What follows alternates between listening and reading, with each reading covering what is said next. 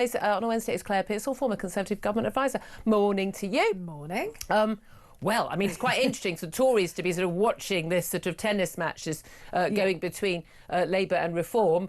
You guys not getting much of a look in. Don't think Kemi Badenoch, your Tory leader, got a mention at all. But these were quite extraordinary scenes. Before we discuss this, and I've got quite a few things to say on this, as I'm sure you will. Shall we play a few clips just to get you up to date on what has said? So let's have a little clip of Keir Starmer. You know me, I'm very much the rule that speeches should only be clips. Here's what Keir Starmer had to say about Nigel Farage in his big barnstorming speech to conference yesterday.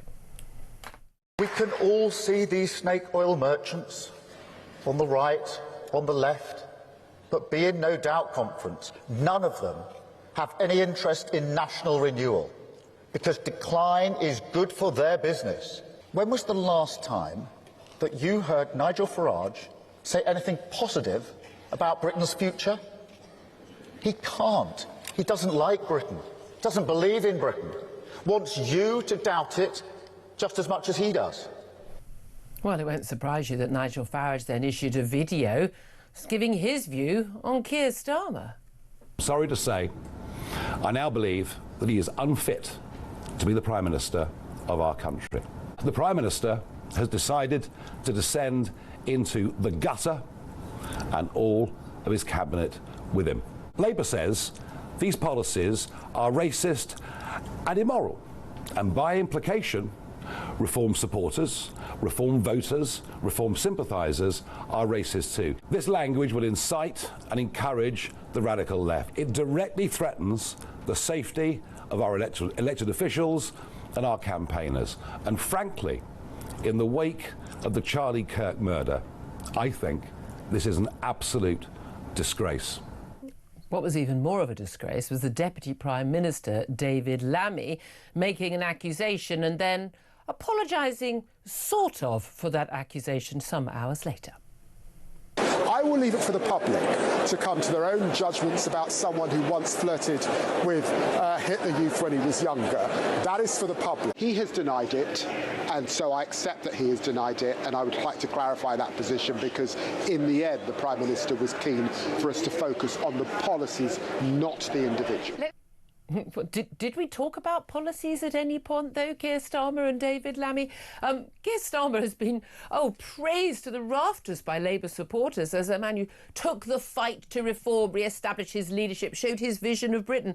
But all he talked about was Reform UK and Nigel Farage. I didn't hear any vision for Britain. It may as well have been the Reform Conference. Instead of defining what he stands for, what he believes in, his vision, announcing his policies to change our country, Keir Starmer has simply defined himself by what he's not. He's not Nigel Farage. But calling Nigel Farage's policies racist and immoral and divisive and toxic simply won't wash. And neither will the claim that, I don't believe Nigel Farage is racist. No, I don't believe Reform voters are racist. Brackets, I want them to come back and vote Labour next time round. Because if, by definition, someone who supports a racist policy must have racist views, surely not. It just isn't believable, Prime Minister. And people have had enough of their completely reasonable concerns about real problems they see with their own eyes being dismissed by the left as racist and toxic. The reality is the only people stirring up hatred and division in this country are Keir Starmer and his Deputy PM, David Lammy, and Wes Streeting as well. David Lammy falsely accusing Farage of flirting with the Hitler Youth. I mean, for goodness sake, grow up, guys.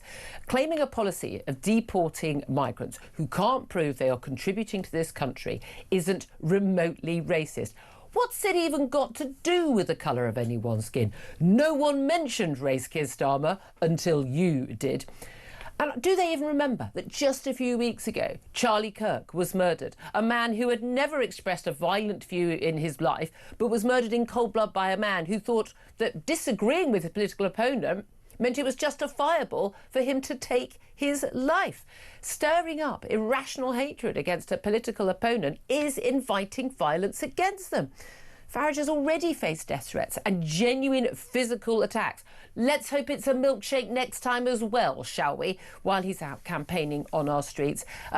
If Nigel Farage had delivered the same speech about Keir Starmer in that way on stage, Keir Starmer himself would be outraged. Yeah, I'm sure Keir Starmer's speech went down an absolute storm with the people in the conference hall after a lot of chatter of his failing leadership and a threat from Andy Burnham. But the only thing anyone is going to remember from this entire Labour conference is his attacks on the man leading in the polls. It is Starmer who is stirring up division. He stirred up division after the Brexit vote in 2016, fighting tooth and nail to stop the biggest democratic vote in our nation's history from being enacted. It was Starmer, not Nigel Farage, who stoked division by pushing the human rights agenda, which means that foreign rapists and paedophiles and drug dealers can win the right to live here indefinitely. It's Starmer who stokes up division by deriding ordinary British people as far right, as racist, for expressing legitimate concerns about mass legal and illegal immigration. And it's Starmer's party that doesn't like our country and would rather wave the EU flag than our own red, white and blue union flag. It is them who don't trust the British people to decide who runs our country, thinking that Brussels bureaucrats and foreign courts can do it better. Prime Minister, if you are rattled this badly by a party with, as you keep pointing out, just 5 MPs, only 15 months after you won a landslide election with a working majority of 161 MPs, you've got bigger problems than Nigel Farage. And your biggest problem is you. That's my thought. Love to hear your thoughts. Give us a call, 0344 499 1000. Claire Pearsall, as I say, former Conservative government advisor, your lot didn't get a look in. You're irrelevant now. What did you make of this, extraordinary war of words? It is quite something. So the grand takeaway from the Labour Party conference across 3 days is Nigel Farage. Yep. He is the threat to the country, apparently. And that's it. No policies, no decisions, and I listened to There were the some Prime policies, but they've kind of what were they? We've forgotten them all. I was going to say, ID can you cards, remember brilliant. them? But the ID cards, interestingly, wasn't even mentioned in Keir Starmer's speech. Yeah. So he made a really big thing about it, then failed to mention it through his keynote speech. In a 55-minute speech? Yeah, I listened to this. Can we have a little round of applause for Claire managing to get through the whole speech? It was, thank you. I do these things. It was a speech that was also seemingly written by about 2 or 3 different people. I thought ChatGPT. Yes. I've got to be honest with you. The first half was really, really, really boring, and even by Keir Starmer's standards, really dull. And then he sort of livened up a bit. But even so, what a set of words to use against another political party. But why in your barnstorming speech, apparently, why in your big keynote speech as Prime Minister with, less than 4 years to go on your term in office, with a big mandate, you got 161 majority vote, you could do anything you want. Yeah. And I will criticise policy, but I will defend the right of this government as a democratic elected government under our system of election to do the policies that they said they were going to do. Now, if they go against the manifesto commitment, we should rail against that, as I would if it was Reform or the Tories or anyone else in power. Yeah. But you shouldn't be talking about anyone else. You should be talking about what you have done and what you will do. Yes. And we had so little of that. And when they do talk about their achievements, and we had a representative of Labour List magazine on yesterday, and she was saying about, GB energy, but no one even knows what it does. It's really difficult for them to list any of their successes. And there was another piece in the speech about not surrendering the flag. Keir Starmer will not surrender it. Who's asked him to? Because that's the thing. Is that he and, the Emily Thornberrys and all that. No, but they do think that the flag, they're ashamed of their country. They're ashamed of our history. Yeah. They're ashamed of our culture. They think we should take the knee, literally, to any other culture that comes here because ours is inferior and racist and wrong. They think our flag represents a colonial, evil, slave-owning part. They really do think that. And yet they'll accuse people like me or you of being or Nigel Farage of being flag wavers. But they'll stand up, they'll wave and stand in front of a blue flag with yellow stars on that has nothing to do with this country quite happily. Yeah, or a rainbow flag. They bloody love a rainbow flag. Oh, they do. They like those. But also by calling policies of reform racist, that's just saying that everybody that supports them or anybody that has those concerns is also racist. They insist that's not the case. Interview after interview, these little sessions that after the speech which the Prime Minister had with the BBC and with Sky and ITV and everything, he keeps saying that. But it's not true. because if we're not just colleagues on air. I think we're friends as well. If I believe that you, or if you believe that I supported a policy that the other one believed to be racist, I don't think we would be friends. I'm not sure I'd want you on my show, and you want to come on my show. Well, no, you wouldn't, and that's the whole point. But also, because I think you were a racist. But yes, I mean, that's only sort of basic common sense, isn't it? But I think by sort of tarring everybody with that brush just shows that you haven't got an argument to make yourself. Yeah, but also this idea of migrant policy, so deporting people who don't speak proper English, are not making a proper contribution on benefits, or have committed criminal acts, who've been given indefinite leave to remain in the last 10 years or so, and basically saying, actually, you're going to have to reapply, not sure you fulfil the criteria anymore, you're not a net benefit to this country, we'd like you to leave. Now, whether they ever get round to deporting those people is another thing entirely. But the idea that policy is racist, who mentioned race? If you were a white Canadian or Australian or Frenchman, I know it probably wouldn't count under the EU rules. They can stay forever and ever. But I couldn't care less what the colour of your skin was. If you've come here to this country basically under false pretences by, getting a job here, but then actually not working after you've got, you've been given the leave to remain or claiming benefits, then I'm sorry. No, the rules have changed. You don't get to stay. Rules change. Again, this is the idea. We can't change the rules. I'm sorry, but they were happy to change the rules on things like VAT for school fees. Now, I don't think that people who can send their kid to private school, which I did, I don't think we're the people who people should get their little violins out for. I'm really not. But so halfway through a school year, they changed those rules, even though people would have enrolled their child in that school year on the basis of the fee. They're happy to change the rules, whether it's winter fuel allowance, or they change the rules all the time. And if governments can't change the rules and can't change laws, and yes, sometimes that is backdated, it's from going forward, that no longer applies, then what's the point of us ever having elections? Ever? But what's the point of policies? Because things change, the landscape changes, the country changes, needs of the country change. Like refugee convention, good thing, absolutely in the 50s. Not so much anymore. No, but we can make bespoke schemes for Ukrainians and for Hong Kongers. So those were changes in the laws because they didn't exist beforehand. So they can change the law when it suits them. Yeah, and that's what I don't like. It's the hypocrisy, isn't it? Absolutely. But again, not just Starmer, what he said, calling Farage a snake oil statement, saying he snake oil merchant, saying he doesn't like Britain and he doesn't believe in Britain. David Lammy talking about Nigel Farage flirting with Hitler Youth. I mean, I was messaging Nigel Farage yesterday saying, you need to start suing these people.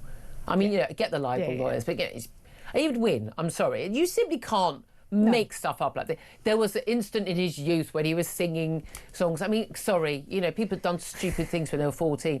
Diane Abbott on Newsnight last night. Why people are still inviting Diane Abbott on any programme? I know no one watches Newsnight anyway. Saying, I'm all for people giving him a good kicking. Again, I don't have a problem with people using phrases like that because that's simply a phrase. That's a British, idiomatic speech. I've got no issue with that.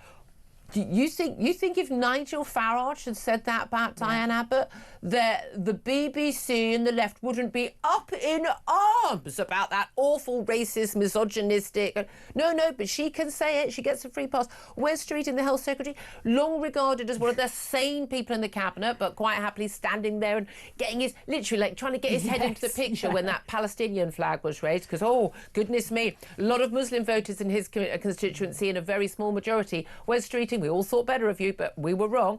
But yes, he's accusing Nigel Farage of being a con artist. Now, again, when you say to people, you were conned into voting for Brexit, you've been conned by Nigel Farage, and those policies are racist, you're saying to people, either you are racist or you're saying you're stupid.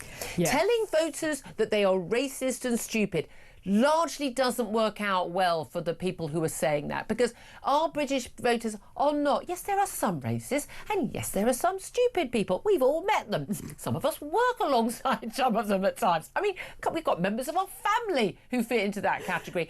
But telling the majority of the British public that's who they are, and then thinking, I hope they vote for us next time. It's not going to work. Well, of course it's not. You're not going to vote for the people that said, oh, you were misguided and You're an stupid idiot. and you were wrong. So, you know, come to us and we'll tell you what's best. Fascist idiots, come back and vote for us. Honestly, I mean, we're is the that your nice policy, people. Keir? But when you have to go out onto the media to explain, apologise, clarify, Yeah. it just means you got it wrong in the first place. Exactly. Don't do it. Absolutely. He has also said there was a bit of policy. I think it's really interesting. You say the ID cards policy, the big. This is how we're going to stop. I mean, no one can yet work out how it will solve migrants getting on boats. You know, another 400. You know, yesterday, and God knows how many more this morning. But apparently, Keir Starmer does want to change how international law, not the actual law, not the law, not the European Convention on Human Rights, not leaving it, not reforming it, but how it's interpreted. To say, he says, to stop unsuccessful asylum seekers blocking their deportation. Now, I'm of the view that the interpretation is the problem. There's nothing wrong with, you know, the article stating, you know, your right to privacy and things like that. It's the fact that they've got, you know, a family life. It's the fact they've got 2 paragraphs and our judges are ignoring the first paragraph. But he's not going to be able to stop judges in their interpretation. By definition, it's an interpretation. And he should know that, considering that he always tells us he's a lawyer and he's come from a legal background. He Then he should understands understand that. these So I'm not sure what he's going to do. Is he going to send a little note out to all the judges saying, please, please, please, can you do this? Can you send some of these people home? But, I mean, that doesn't say much for the judiciary then, does it? I mean, it really doesn't. I mean, we need a full clear out the civil service and judiciary. There's no way we're going to deal with anything without that. Rachel Reeves, the Chancellor, again, her speech was an absolute, you know, nothing and nothing. She, though, we understand, is reconsidering a plan to scrap 2-child benefit cap. This is something the left desperately want us to give about £3,500 a year for the 3rd, 4th, 5th, 6th, 7th kid of people who don't earn enough money to support the children they've got. Because apparently it's really good for this country. Oh, and foolishly, Nigel Farage has talked about this as well, although I think they've said only for working families. Sorry, you know, what? So dad works 2 days a week and you've got 5 kids. Yeah. We know what this is again. This is a policy which largely benefits immigrant families. Because I'm afraid to tell you, British people are not having, of any hue, are not having more than a couple of kids because they can't afford them. But the 2-child benefit cap is hugely popular. Guess what? Particularly among people on low incomes, because they live, you know, I don't live next door to people who are claiming, you know, benefits and extraordinary. They can't afford to live in my street. But I tell you who do live next to those people who get up every morning at 6 a.m. to go to work all day, often in a job that's, you know, hard, you know, let's face it, harder than sitting in a radio studio. No, but come on, proper work, you know, physical work. And they're doing a job all day. They're coming home and the bloke and his family next door have done bugger all day, and they're getting pretty much the same income. So yeah, those people really do care about those sort of policies. The idea that my taxes should go towards funding someone having more kids than most people can afford is insane. But also, the cost of reversing this policy is £3.5 billion a year. Yeah. I thought that we had no money. I thought that there was this enormous black hole that we were supposed to fill with something. So where's that coming from? So we couldn't afford to just leave the pensioners alone with their winter fuel allowances. We had to take that. We've hit the farmers, but it's all right. Have more kids and we'll just pay for them for you. I don't want my tax money to go to that. But also this idea, I know we need more kids, but I'm not entirely sure that But we shouldn't pay for them. Yeah, but also I'm not entirely sure that the people who can't or who don't work, I mean, sorry, they need this money because they're not both working, they're not looking at. If we're talking about people who if you can't pay for the kids, you shouldn't have them. It's simple as that. These are not the people who are turning out the future entrepreneurs and hard workers and taxpayers of the future who are going to fund all our pensions when we're old. I'm sorry, they're not. There are some really clear indicators of whether or not a child is going to go on to be a productive member of society. And mum and dad not being able to pay the bills because they're just having kids they can't afford and expecting other people to pay them are not the people who are producing those kids. Just telling you that. Just finally, talking about producing kids, some new scientific breakthrough that we didn't need, able to produce, they believe, babies that could be born without a biological mother, basically fertilising. I mean, I don't even want to get into the details of this, but why? Why do we want to bring in babies into the world without a biological mother? I mean, the most important thing that a baby needs, the only thing a baby can see in the first 6 weeks of its life is between the nipple of the mother and the mother's face. That's it. That's all they can only see the 6. That's all they need to see, because the only person that matters, and yes, dads, of course dads matter. Most good dads would also accept that mum matters more in those early years, right? Am I right? Am I the only person who's saying this out loud? No. But why do we want to remove the number one most important thing from a child, which is their biological mother? If women were scared about being erased from society beforehand, they need to be extremely concerned with this. As you say, why? Why bother?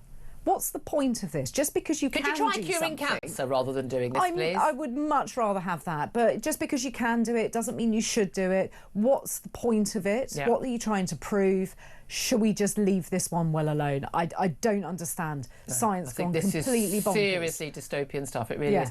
As indeed is everything that Keir Starmer said in his speech yesterday, linking that back.